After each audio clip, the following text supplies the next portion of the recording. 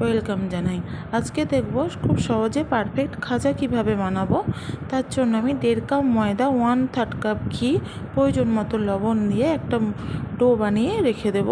এখানে আমি 1.5 কাপ চিনি, 1/2 কাপ জল, এলাচ দিয়ে ফুটিয়ে একটা পাতলা শিরা বানিয়ে রাখবো।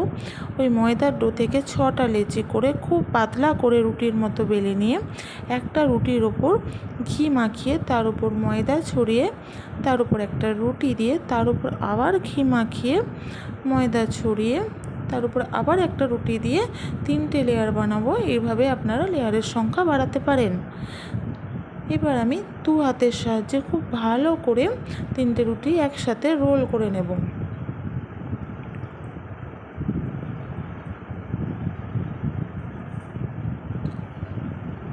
রোলের শেষের মুখটা অবশ্যই এরকম জল দিয়ে ভালো করে আটকাবেন, নাহলে খাজা ভাজার সময় খুলে যেতে পারে।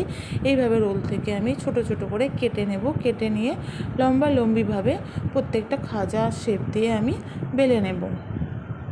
কড়াইয়ের মধ্যে তেল, সাদা তেল, ঘি গরম করে প্রত্যেকটা খাজা আমি ডিপ ফ্রাই করে নেব। এখানে শুধু সাদা তেল বা শুধু ঘিও ডিপ ফ্রাই করা যেতে পারে।